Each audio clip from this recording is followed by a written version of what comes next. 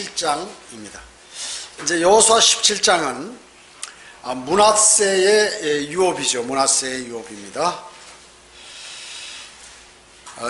특히 그 므낫세 반지파, 요단강 서편에 있는 므낫세 반지파에 관한 유업입니다. 여러분 여기다 시를 끼워 놓으시고 뒤편에 성경 뒤에 보면 지도가 나와 있어요. 거기에 보면 지도 3번 한번 보시기 바랍니다. 러크만 주석 성경 있으신 분들, 스코필드도 뒤에 있어요, 같이. 그러니까 러크만 주석 성경 지도 3번에 보면 맨 뒤편에 빨리빨리 찾으셔야 돼요. 그 므낫세가 이렇게 보면 여기 호수가 있죠. 호수가 조그만 거 위에 있고 밑에 그 갈릴리 호수, 갈릴리 바다 있고 쭉 요단강이 내려오면서 사해 있죠. 염해. 그래서 동편에 보면 맨 북쪽에 그 므낫세, 단은 아마 이제 좀 지어놓고 므낫세, 그 다음에 갓 르우벤이 있죠. 서측에 보면, 좌측에 말하자면 서측에 보면 므낫세가 또 나오죠. 맨 밑에 시므온, 유다, 에프라임, 므낫세, 이사갈, 스불론 이렇게 해서 나와요. 지금 이 요단강 서편에 있는 므낫세 이 지역에 관해서 설명하고 있는 거예요. 그러니까 이런 걸 머리에 쭉 이렇게 생각하셔야 돼. 그러면 그 뒷면에 보면 또 지도 6, 여기 6 나와요. 지도 6이 있습니다. 이거는 재판관기 시대의 그 12지파인데 여기 조금 틀리죠. 바뀌었어요. 그걸 다 참고하셔야 돼요. 나중에 성경을 읽으실 때. 이거는 정확하진 않지만 계략적인 지도지만 유다가 어디 있고 므낫세가 어디 있고 에프라임이 계략 어디 있다 하는 것을 이렇게 머릿속에 그리시면서 성경을 읽어야 계략 알 수 있다 그 얘기죠. 지루하지 않고. 자, 그럼 다시 여호수아로 가겠습니다. 17장. 여호수아 17장 1절에 보면 므낫세 지파를 위하여 제비 뽑은 것도 있었으니 이는 그가 요셉의 장자였기 때문이라. 그 므낫세하고 에프라임은 원래 12지파에 속하지 않죠. 요셉이 12지파에 속하는데 이제 이집트에서 아주 혁혁한 공을 세우고 그리고 이스라엘을 이렇게 국가를 세우는데 아주 큰 공을 많이 세운 지파예요. 그래서 이렇게 별도의 지파를 이렇게 나눠 주셨죠, 주님께서. 그래서 이는 그가 요셉의 장자였기 때문이라. 즉 므낫세의 장자요 길르앗의 아비인 마키를 위해 뽑은 것이라. 그가 전사였으므로 길르앗과 바산을 얻었더라. 아주 전쟁을 잘한단 말이죠, 길르앗이. 지금 여기서 얘기하는 1절은 길르앗과 바산은 요단강 동편에 있는 므낫세 반지파예요. 그걸 먼저 얘기하고 2절에 보면 이제 요단강 서편에 므낫세의 나머지 자손이 그 족속대로 제비를 뽑은 것도 있었으니 이제 요단강 서편에 있는 므낫세 반지파의 유업을 얘기하는 거예요. 므낫세의 나머지 자손이 그 족속대로 제비 뽑은 것도 있었으니 곧 아비에셀의 자손과 헬렉의 자손과 아스르엘 자손과 세켐 자손과 헤펠의 자손과 스미다의 자손이니 이들은 그의 족속대로 요셉의 아들 므낫세의 남자 자손이라. 므낫세 아들이 아니라 므낫세 증손자예요. 근데 그걸 다 보통 아들이라고 얘기하는 것입니다. 무슨 자손? 남자 자손. 그럼 여자 자손도 있는 모양이다. 이렇게 여러분 아셔야 돼요. 자, 그러면 이제 요셉의 장자 큰아들인 이 므낫세 유업에 관해서 얘기하는 것이죠. 요셉의 아들이 누구예요? 므낫세죠. 므낫세, 에프라임 두 사람이죠. 그 므낫세의 아들이 마킬이죠. 마킬의 아들이 입다예요. 길르앗이에요. 그러니까 길르앗은 요셉의 증손자라고 얘기죠. 그 다음에 이제 나오는 게 뒤에 나오지만 길르앗의 아들이 입다. 이건 창녀의 아들로서 재판관이죠. 입다. 이렇게 나오는데. 자, 이제 길르앗은 전사라고 얘기하면 한 사람 길르앗이 싸움을 잘한다는 것보다는 그 길르앗 사람들 전체 싸움을 다 잘한다 하는 것입니다. 그래서 예를 든다면 성경에서 야곱 이렇게 얘기하잖아요. 야곱하면 개인을 얘기할 때도 있지만 대부분 뭐예요? 이스라엘 민족을 가리킬 때 야곱아 뭐 이렇게 하나님께서 부른다 그 얘기죠. 그것을 아셔야 돼요. 그래서 길르앗은 이스라엘이 길르앗과 그 동편에 있는 그 길르앗과 바산을 차지하기 전에 이미 죽었어요. 그 전에 죽었어요. 그리고 이 길르앗은 요셉의 증손자지만 같이 살았다 그 얘기죠. 그래서 요셉의 무릎에서 컸다고 창세기 50장 23절, 민수기 26장 29절에서 말씀하고 있는 것입니다. 그 다음에 이제 길르앗의 아들이 아까 입다라고 얘기했는데, 이 입다는 길르앗 출신이죠. 창녀의 아들입니다. 그래서 이스라엘의 9번째 재판관이 되고 6년을 치리하게 됩니다. 치리하게 되죠. 그리고 이제 암몬 자손과 전쟁하면서 돌아올 때 제일 먼저 맞는 사람을 하나님께 제물로 인신 제사를 하는 거예요. 제물로 드리겠다고 이렇게 했는데 자기 외동딸이 나오죠. 딸이 나오는 것입니다. 그래서 그 할 수 없이 그 딸이 또 순종을 하고, 그러면 2달간만 연장해달라 해서 산을 오르내리면서 동무들과 이렇게 슬픔을 애도했던 그런 내용들이 나오는 것입니다. 그런 내용이죠.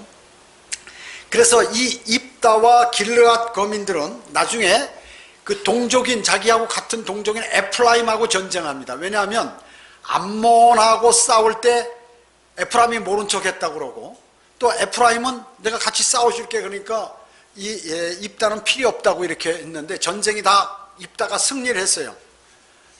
암몬하고 싸워서. 그리고 나서 이제 시비를 거는 거죠. 에프라임에게. 너 왜 그렇게 우리 암몬하고 싸울 때 안 도왔느냐 이렇게 해가지고 둘이 전쟁을 합니다. 그래가지고 에프라임이 져요. 42,000명이나 죽어버립니다. 죽임을 당하는 이런 일이 있었죠. 여기 이제 17장 2절에 보면 아까도 말씀드렸지만 므낫세의 남자 자손이더라 이렇게. 그러면 딸들이 있는데 그 딸들은 여자 자손들이라고 그러죠. 이제 여기 17장 2절에 나오는 그 아비에셀의 자손, 헬렉의 자손, 아스리엘의 자손, 세켐의 자손, 에펠의 자손, 스미다의 자손, 이 지금 6개 자손들은 뭐예요? 므낫세의 증손자들이에요. 므낫세의 증손자들. 그런데 이제 므낫세의 아들들이라고 그러거나 자손이라고 이렇게 얘기할 때 사실 증손을 족보대로 얘기하면 증손이다 그 얘기죠. 그 다음에 길르앗은 그럼 이 6명만 있느냐 아들? 아니죠. 역대상 7장 15, 17절에 보면 또 아들도 있어요. 그래서 그 사람들은 동편, 요단 동편에 정착하게 되었다는 것이죠. 여기서는 지금 요단 서편에 있는 므낫세 지파의 땅들만 할당하는 것이 나오죠. 여러분 성경 읽으실 때 뭐 아들이다, 자손이다, 그 다음에 무슨 이런 거 얘기할 때는 그게 바로 그 같은 아버지의 그 아들들이 아닌 경우가 많이 있어요. 뭐 손자도 아들이라고 그러고 증손자도 아들이라고 이렇게 얘기하는 데가 많이 있습니다. 그래서 손자도 될 수 있고 증손자도 될 수 있고 아들도 될 수 있고, 아니면 먼 훗날의 자손까지도 아들, 이렇게 아들들 뭐 이렇게 얘기합니다. 또 사위도 아들이라고 얘기하고 양자도 아들이라고 얘기하고, 또 계보에 들어온 사람, 계보에 양자로 들어오거나 또 계보에 들어온 사람도 그냥 아들이라고 부를 때가 많이 있어요. 그걸 아셔야 돼. 그래서 므낫세 아들 하면 므낫세가 난 아들만이 아니라 그 증손자도 아들이라고 하고 그 후손도 아들이라고 할 때가 많이 있다는 사실을 아셔야 성경을 잘 이해할 수가 있는 것입니다. 그래서 그러면 그것을 어떻게 아느냐? 앞뒤 문맥을 보시고 다른 성경을 가지고 또 뭐 열왕기상이면 뭐 역대상이라든지 이런 것을 비교해서 이렇게 알게 되는 것입니다. 성경을 성경으로 비교해서 정확하게 알 수가 있는 것이죠. 여러분 그렇게 무조건 한 사람 이름이요, 그 사람 고정된다, 아니에요. 남자인 경우도 같은 이름이 남자인 경우도 있고 여자인 경우도 있고 또 동명이인, 동명삼인 이렇게 돼 있기 때문에 잘못하면 오해할 경우가 많이 있다는 것입니다. 그래서 가장 좋은 것은 여러분들이 성경을 읽으시다가 이해가지 않는 부분이 있다면 이거 성경이 틀린 거 아니야? 이렇게 생각하지 마시고 성령님께서는 알고 계신다. 나는 지금 잘 모르는 것이다. 이렇게 하시면 정확한 거예요. 그런데 수많은 똑똑하다고 하는 성경학자들이 이렇게 자기의 그 성경 지식, 또 자기의 머리, 자기의 지식 이것만 믿고 그냥 성경을 보니까 모순된 것 같으니까 성경을 고쳐버리는 것이에요. 이게 마귀가 하는 일이거든요. 여기 보면 2절에 보면 자손 이렇게 나오잖아요. 누구의 자손 이와 같이 성경은 아들들에 대해서 또 자손들에 대해서 또 태어나고 낳는 일을 중요하게 여깁니다. 곳곳에서 다 기록하고 계시죠. 왜냐하면 성경에서 하나님께서 사람에게 주신 첫 번째 명령, 그것이 바로 다산하고 번성하여 땅을 다시 채우라 라고 하신 창세기 1장 28절에서 하나님께서 아담에게 주신 명령이에요. 첫 번째 명령이 그렇기 때문에. 그래서 이것을 보면 하나님께서 하나님의 선한 사람들로 이 지구와 우주를 꽉 채우고 싶으신 그 마음이 있으시다 하는 것을 알 수 있어요. 그래서 성경의 곳곳에 누구의 자손, 누구는 누구를 낳고 누구는 누구를 낳고 이렇게 얘기하는데, 이런 족보가 말이죠, 성경에 약 50장이 되는 거예요. 50장 족보가 대단한 양이죠. 그래서 하나님은 이 자손이라든지 사람들을 많이 낳고 또 하나님의 사람들이 많이 확장되는 것을 좋아하신다. 그래서 나중에 어떻게 됩니까? 천년왕국이 끝나면 우주를 다 불살라버리고 새하늘과 새 땅을 창조하시죠. 그래서 새 땅에는 이스라엘이 거하고 우주에 있는 각종 별들에는 이방인들이 꽉 차서 이제 전 우주에 하나님을 찬양하는 사람들로 꽉 채우시는 거예요. 이것이 하나님의 목적인 것입니다, 원래. 그래서 주님을 전부 찬양하고 말이죠. 때가 되면 새 예루살렘을 방문해서 주님을 뵙고 가고 뭐 이렇게 다 하는 그러한 전반적인 그러한 우주 세계를 주님께서 계획하셨던 그 세계를 마지막에 이루는 거죠. 이 새하늘과 새 땅을 말이죠, 신천지가 차지해서 이만이고 또 신천지 사람들이라고 이렇게 거짓말한다 그 얘기죠. 누가 하는 것이에요? 사탄이 그렇게 하는 것이에요. 어제도 여기 거리 설교할 때 이제는 젊은 사람들이 아니라 나이 든 성인 남자들이 말이죠, 텐트 쳐놓고 아예 커피 주고 커피 드시라고 그러고 난리예요. 제가 설교하니까 다 텐트 속으로 기어 들어갔는데, 아무튼 와가지고 우리 임자매가 또 그 성경 이렇게 변개된 거 이거 줬어요. 그래서 자신들이 이만희가 무슨 사자라고 말이죠. 주님께서 보내신 사자라고 그래요. 그 사자? 그 요한계시록에 봐라. 거기 사자인가? 너희 성경이 틀려서 천사로 나와 있어. 사자는 사람이지만 천사는 영적인 존재야. 그러니까 성경 봅시다. 그러니까 임자매가 보여줬거든요. 그러더니 이 성경이 틀린 것 같은데, 킹제임스 성경이. 성경을 모르는 거예요. 그래서 하여튼 아버지가 지금 청주 시내는 완전히 텐트 쳐놓고 말이죠, 여러 명의 사람들이 커피 나누면서 아주 예의 바르게 인사하면서 사람들에게 성경 공부욕을 하고 날 이렇게 유혹하고 있죠. 이제 주님 오실 날이 가까우니까 이제 이단들이 밖으로 튀어나오는 거야. 하나님의 교회도 돌아다니고, 성안길에는 하나님의 교회, 신천지, 여호와의 증인, 대순진리교, 기타 무슨 뭐 여러 가지 종파들의 이상한 이단들부터 시작해가지고, 이게 언제부터 시작했냐면요, 우리가 거기서 거리 설교할 때부터 시작이 돼버린 거예요. 거리 설교할 때부터. 그전에도 물론 있었지만 그냥 가끔 있었는데, 지금은 아주 집중적으로 이렇게 거기에 많은 사람들을 현혹하고 있다 하는 것이죠. 그게 이제 사탄이 발악을 하는 것입니다. 자, 그래서 이 누구든지, 그래서 이 편이거나 저 편이 중간지대는 사탄의 자식이든지 하나님의 자녀든지 둘 중에 하나다 그 얘기죠. 마귀를 아비로 둔 불순종의 자녀요 진노의 자녀이거나 아니면 하나님의 아들이신 예수 그리스도를 믿고 썩지 아니할 씨로 거듭난 하나님의 아버지로 모신 그러한 하나님의 자녀들 두 종류만 딱 있다는 것입니다. 교회 다니고 안 다니고가 아니라, 기독교인이고 아니고가 아니라 하나님의 자녀와 마귀의 자녀 둘로 딱 나눈다는 것이에요. 그래서 주님께서는 하나님의 자녀를 번성케 하기를 원하시는 것이에요. 그래서 하나님께서는 계보에 관심이 많으시다 하는 거예요. 3절 보겠습니다. 여호수아 17장 3절. 헤펠의 아들이요 길르앗의 손자며 마킬의 증손이요 므낫세의 현손인 슬로프앗은 아들들은 없고 딸들뿐이라 그의 딸들의 이름은 이러하니 말라와 노아와 호글라와 밀카와 티르사라. 여기 말라, 노아, 호글라, 밀카, 티르사. 딸이 5이에요. 자, 여기 보면 슬로프앗의 딸이 5이다 그래요. 슬로프앗의 아버지는 누구예요? 헤펠.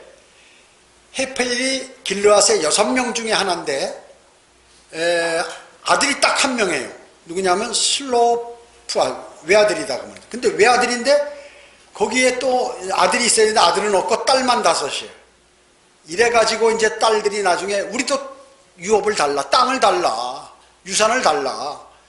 우리는 왜 안 주냐 이러기죠. 그래가지고 주님께서 그 5명의 형제들과 이 5명의 딸 해서 므낫세 지파를 열로 나누어서 땅을 이렇게 할당해 주는 내용이에요. 그것을 말씀하기 위해 여기 이름을 다 고명한 것이 하나님께서. 그래서 길르 아들 중 헤펠의 아들 슬로프앗은 아들이 없고 딸만 5명이다. 길르앗의 아들이 모두 6명인데 그 중에 헤펠이 있으니까 헤펠을 빼고 5명. 그 다음에 헤펠의 손녀들이 5명 해서 모두 요단강 서편에 있는 므낫세 땅을 10등분해서 이렇게 나눠준다 하는 것이 여기서 말씀하고 있는 것이에요. 그 다음에 4절 보면 그들이 제사장 엘르아살과 눈의 아들 여호수아와 고관들 앞에 가까이 나와서 말하기를 주께서 모세에게 명하여 우리 형제들 가운데서 우리에게 유업을 주라고 하셨나이다 하니 그러므로 주의 명령에 따라 그가 그들에게 그들 아비의 형제들 가운데 유업을 주었더라. 즉 민수기 27장에서 모세가 이렇게 주라고 그랬단 말이죠. 그것을 이제 여기서 실제 땅을 할당해 주는 것이에요. 6절에 보면, 5절에 보면 요단 저편에 있는 길르앗과 바산의 땅 외에 므낫세에게 열목이 돌아갔으니 이렇게 지금 요단강 서편에 있는 므낫세 땅을 열로 나눠줘서 딸들에게도 땅을 주었다 하는 거죠. 살 장소를 주었다는 것이죠. 6절에 이는 므낫세의 딸들이 그의 아들들 가운데 유업을 얻었기 때문이라. 므낫세의 나머지 아들들은 길르앗 땅을 얻었더라. 자, 므낫세의 딸들이에요? 아니죠. 므낫세의 고손들이죠. 고손, 현손이라고 이렇게 얘기하는데 그런 적인데 그냥 므낫세 딸들이라고 이렇게 나오잖아요. 아들, 딸들 이 성경에서 이렇게 얘기한다 그렇죠. 그리고 그러면 나머지 므낫세는 어디 요단 동편에 있는 길르앗의 땅을 얻었다 하는 그 말씀인 것입니다. 자, 그래서 헤펠 가문의 유업은 그 문제를 모세에게 갖고 왔을 때 주님께서 슬로프앗의 딸들의 요청을 받아들이셔가지고 유업을 받는데, 근데 아들이 없을 경우에는 딸에게도 재산이 상속된다 하는 것을 이때 정한 것이에요. 지금 우리나라 법 어때요? 우리나라 법도 마찬가지죠. 과거엔 딸들 없었지만 지금은 딸들도 유산을 받을 수 있죠. 자녀들이 전혀 없는 경우에는 그래서 성경은 자녀가 없을 때는 어떻게 해요? 그 형제들이 그 땅을 갖게 돼 있어요. 그리고 유업을 남기고 죽은 사람이 외아들이다. 그러면 어떻게 됩니까?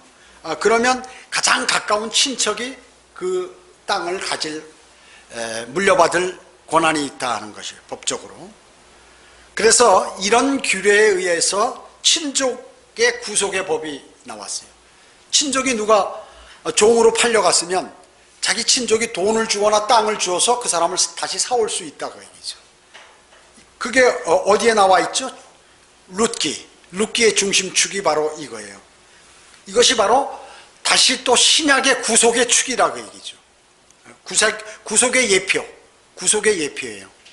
룻기가 바로. 그리고 신약의 그리스도인이 구원받는 중요한 예표가 된다 하는 것이에요. 그래서 구약에 있는 모든 성경은 이 구약이 쓸모없는 게 아니라 필요하다고 얘기죠. 우리에게 교훈을 주고 그리고 먼 훗날에 일어날 것들의 예표들을 여기에서 전부 기록해 놨어요. 대단한 책입니다. 성경은. 대단한 책. 그래서 성경은 공부해야 안다는 것이에요. 아까도 말씀드렸지만 성경의 이름은 동명인 경우 두세 명이 같은 이름인 경우가 있죠. 예를 들어서 여기 17장 3절에 보면 그 딸들이 말이죠. 슬로프앗의 딸 3절에 보면 노아라고 있잖아요. 노아. 여러분 노아 아시죠? 이건 여자예요. 지금 여기서 나온 거. 근데 누구예요? 노아의 홍수 나오는 남자 노아도 있다. 그 얘기죠. 그렇죠? 그런 예들이 많이 있어요. 성경에.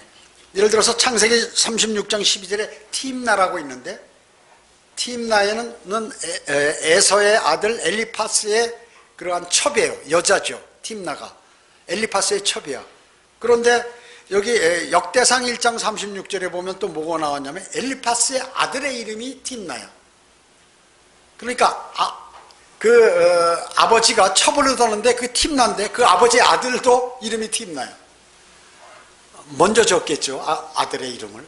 그리고 나중에 첩을 얻었겠죠. 근데 이렇게 공교롭게 이름이 같다가 이제 팀나로 이런 경우가 있어요. 그래서 성경학자들이나 교사들 중에 스스로 성경을 믿지 않는 사람, 또 성경에 많은 모순이 있다고 생각하는 사람, 이런 사람들은 이걸 모르는 거예요. 이런 내용을 몰라요. 그래서 이 모순을 만약에 설명할 수 없다면 성경 교사의 자격이 없다는 것이죠. 근데 수많은 사람들이 이걸 모르는 것이에요. 여러분은 쉽게 다 알 수 있잖아요. 쉽게 알 수 있습니다. 자, 7절 보겠습니다. 므낫세의 지경은 아셀로 쭉 지역을 얘기해요. 므낫세의 지경은 아셀로부터 세겜 앞에 있는 믹메다까지며 그 경계는 오른편으로 따라가서 엔타프와 거민에게까지 이르니라. 그때 므낫세는 타푸아 땅을 갖게 되었으나 므낫세 경계에 있는 타푸아는 에프라임 자손에게 속하였으며 그 지경은 강의 남쪽 하나 강으로 내려가며 에프라임의 이 성읍들은 므낫세의 성읍 가운데 있으며 므낫세의 지경은 또한 북편에 있고 그 끝은 바다에 있더라. 그 남쪽은 에프라임에 속했고 그 북쪽은 므낫세에 속하였으며 바다가 그의 경계며 그 땅들이 북쪽에서 에셀에서 동쪽에서는 이사켈에서 함께 만나니라. 므낫세는 이사칼과 에셀에도 소유를 가졌으니 베스안과 그 고울이요 이블로함과 그 고울이며 돌의 거민과 그 고울이요 엔돌 거민과 그 고울들이며 타낙 거민과 그 고울들이요 무깃도 거민과 그 고울들이니 그 세 지역이라. 여러분 복잡하죠? 너무 복잡해. 네, 너무 복잡합니다. 쉽게 얘기하면 에프라임처럼 므낫세도 지파도 다른 지파의 자기 땅을 갖고 있다는 거예요. 므낫세도 어디 이사칼 여기 보면 11절에 므낫세는 이사칼과 에셀 지파 지역에도 자기 땅이 조금씩 있다. 왜냐하면 경계니까 그 지역에도 이렇게 있다 하는 것을 지금 설명하는 거예요. 그래서 여기 16장 9절에 보면 그 옆에 에프라임 자손을 위하여 구별한 성읍들이 므낫세 자손의 유혹 가운데 있으니 이렇게 얘기했죠. 에프라임의 성읍이지만 지역은 므낫세 지역에 있다 그 얘기죠. 그런 것도 있듯이 바로 이렇게 북쪽에는 아셀과 이사갈과 이렇게 마주치고 있기 때문에 므낫세가 거기에도 므낫세 땅이 있다 하는 것을 지금 여기서 성경에서 말씀하는 거예요. 아시겠죠? 예. 그래서 여기 11절에 보면 가운데 돌의 거민과 그 고울, 돌 있잖아요. 돌. 이건 아셀 지파의 땅이에요. 그런데 소속은 므낫세로 되어 있다 그 얘기죠. 그리고 나머지 5개 베스안, 이블로암, 엔돌, 타낙, 무기도 이것은 이사갈 지파에 있는 므낫세의 땅이다 그 말씀이에요. 이해가 되세요?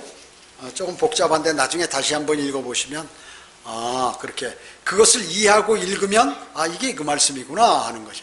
너무 자상해 성경은.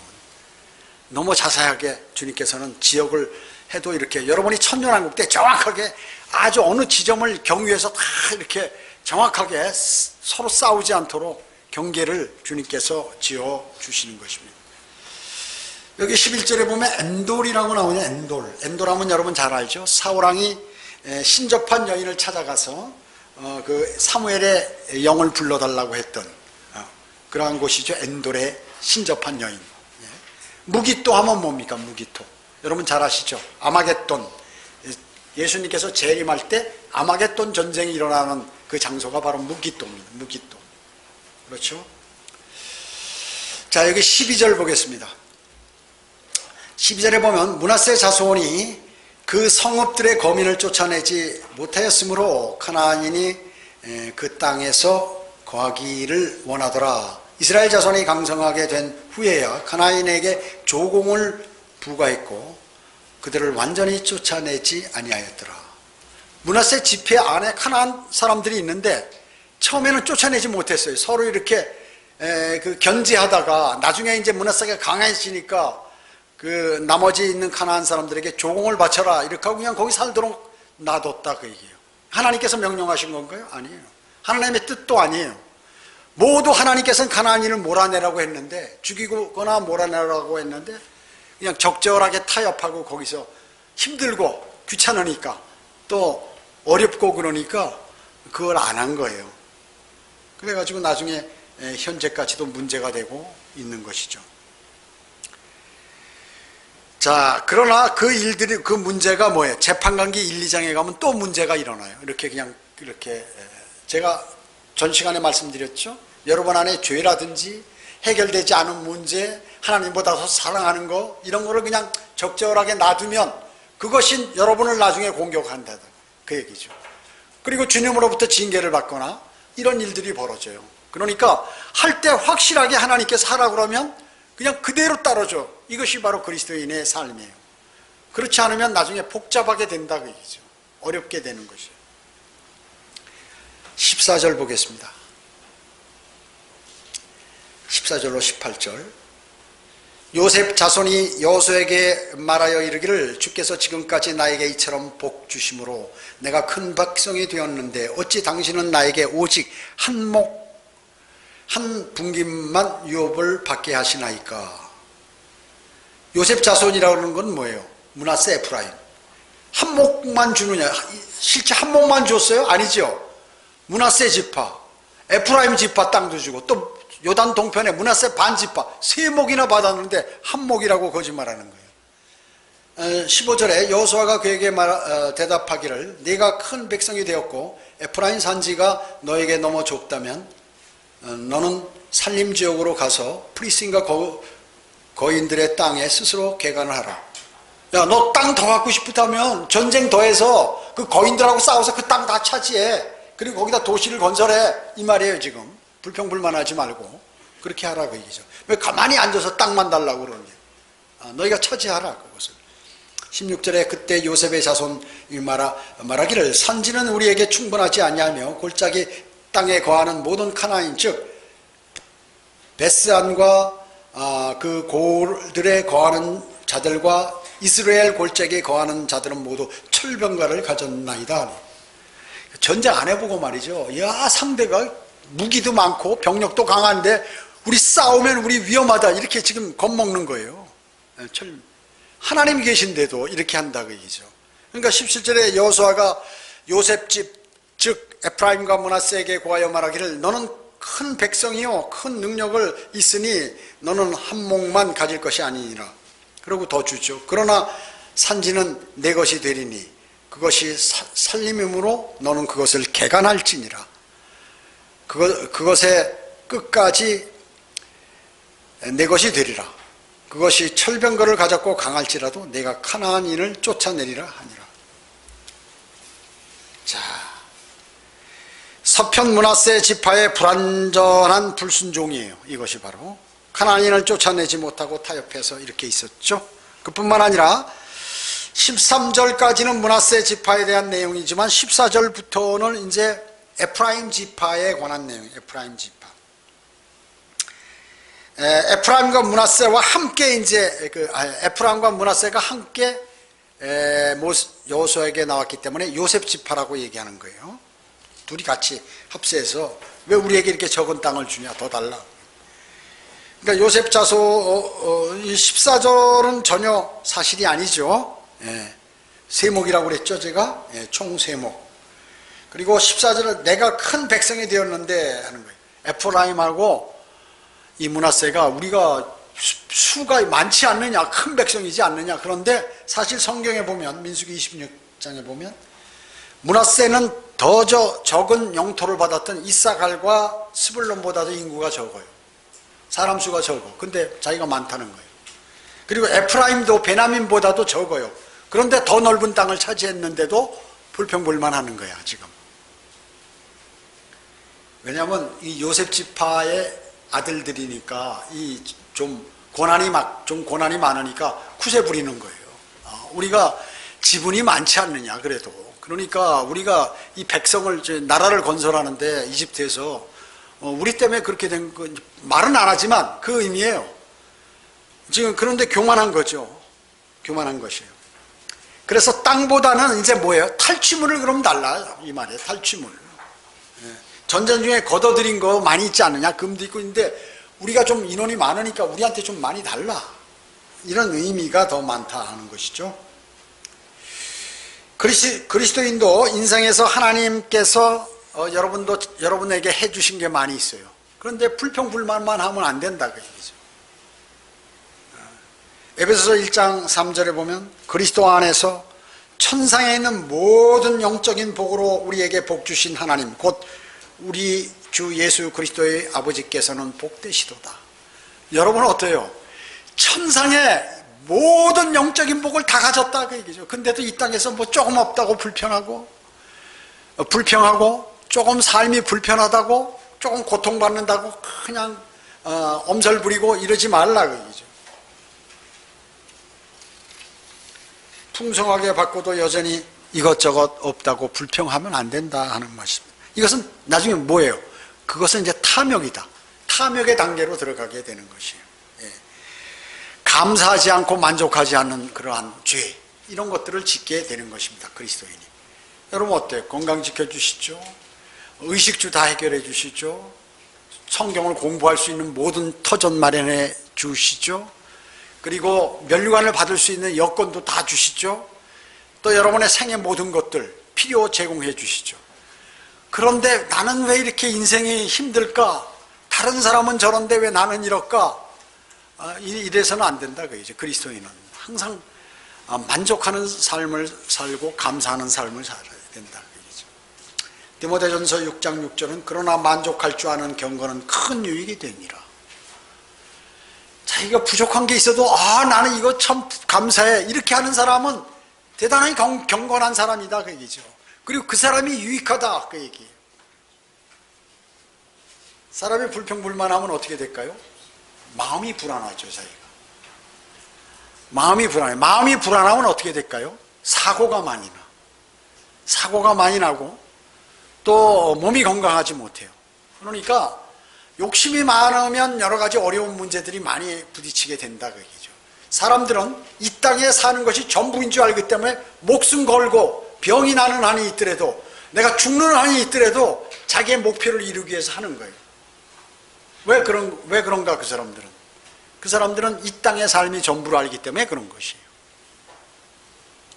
빌립보서 4장 11절에 내가 궁핍함으로 말하는 것이 아니니 이는 내가 어떤 처지에도 스스로 만족하는 법을 배웠기 때문이라. 사도 바울은 부유하고 또 많이 배우고 집안도 좋고 하지만 그가 주 예수 그리스도를 위하여 많은 고난과 고초를 당하면서도 그때 이제 궁핍함을 배웠다 그 얘기예요. 그래서 자기는 부자로도 살아봤고 가난하게도 살아봤기 때문에 모든 것을 다 통달해서 이제는 어떠한 어려움이 와도 자기는 다 이길 수 있다 그 얘기예요. 그 말씀이에요. 그리고 항상 감사하다 주님께. 왜냐? 나는 이 세상의 삶으로 절대로 끝이 아니다. 나 하늘나라 올라가서 봤어. 주님께 계시도 받았고 하늘나라가 어떻게 생겼는지도 다 보고 온 사람이야.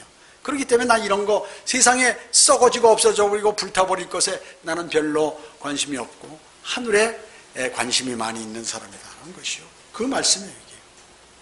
너의 생활 방식에 탐욕이 없도록 하고 현재 가진 것들로 만족하라. 이는 그가 말씀하시기를 내가 너를 떠나지 아니하고 너를 버리지 아니하시리라.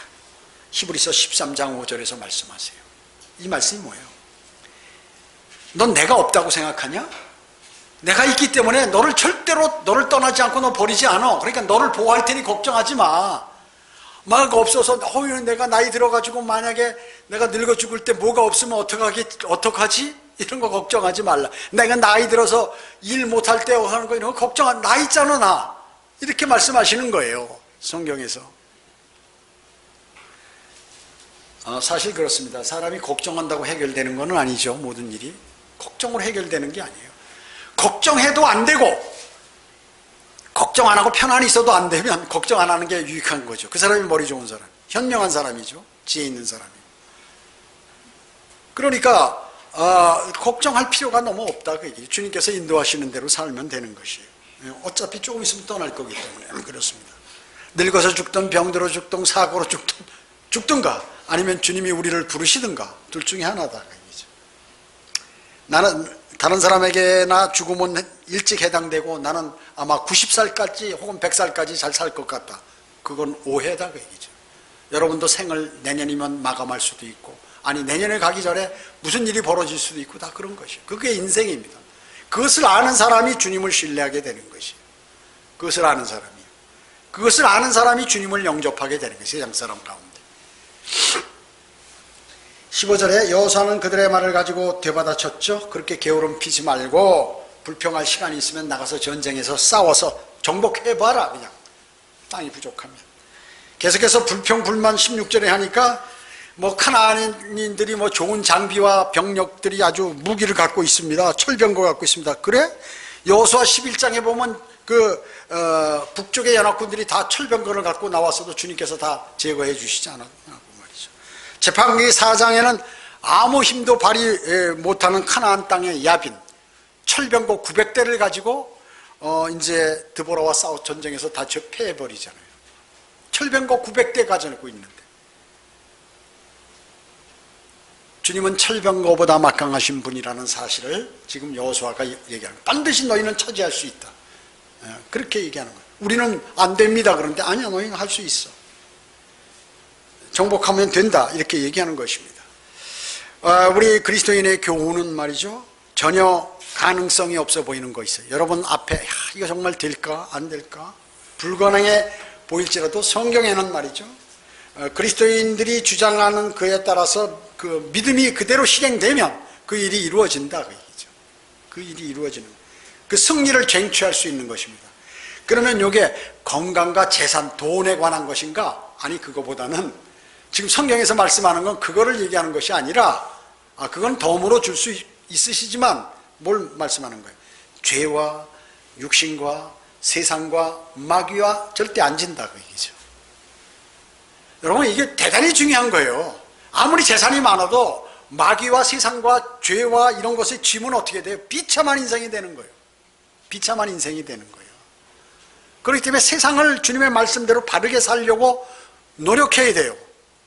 그래서 죄와 육신과 세상과 마귀에서 이길 수 있는 모든 권한을 여러분에게 주셨어요. 하나님께서. 그런데 두려워한다 그 얘기죠.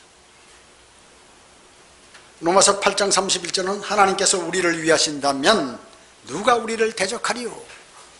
그렇죠. 여러분을 대적할 사람은 아무도 없어요. 아무도 없는 것입니다. 히브리서 13장 6절에 그러므로 우리가 담대히 말하기를 주는 나를 돕는 분이시니 사람이 무엇을 하든지 내가 두려워하지 아니하리라. 이런 담대함이 있어야 되는 것입니다. 약속들을 여러분들은 성경을 통해서 읽지만 마시고 그걸 그대로 여러분들의 믿음에 따라 행하라 얘기죠. 행하라. 이 여호수아가 그러잖아. 야, 하나님께서 너희 뒤에 계신데 무슨 철병거고 뭐고 필요 없으니까 차지해라. 그렇게 말씀하고 계시는 것이에요. 투덜대고 불평하지 말고 일어서서 싸우라. 그렇게 말씀해요. 마귀와 대적하라 얘기죠. 하나님께 복종하는 가운데 마귀와 대적해서 어려움을 당하지 말라. 그렇게 말씀하고 있는 것입니다. 기도드립니다. 주님 감사합니다. 저희는 위대하신 하나님의 말씀을 통하여 여러 가지 교훈들을 얻을 수 있고 하나님께서는 자상하게 그들의 백성들에게 땅을 할당해 주십니다. 이것은 이제 천년왕국에서 그리스도인에게 이런 방법으로 할당해 주시는 것을 알고 유대인들은 하나님께서 최초에 약속하셨던 젖과 꿀이 흐르는 가나안 땅 이집트 나일강으로부터 북쪽의 유프라테스 강까지 모든 지역을 다 천연왕국 때 차지하고, 그곳에는 정말 사막이 완전히 그 숲으로 변하고 새들이 찾아오고 물이 흐르는 아름다운 그러한 장소와 도시가 된다는 것을 주님께서는 성경에 말씀하고 계십니다. 하나님은 거짓말 하실 수 없습니다. 그분이 한번 말씀하시면 그것은 그대로 실행됨을 저희는 믿습니다. 이제 어떤 시련과 어려움이 있더라도 주님께서 약속하신 그 약속하신 말씀을 붙들고 주님을 기다리는 아름다운 그리스도인의 삶을 살도록 주님 인도해 주시기 원합니다. 오전 예배와 오후 예배 교제 시간 모두를 주님께 의탁하오며 다시 오셔서 저희를 데려가실 주 예수 그리스도의 이름으로 기도드립니다. 아멘.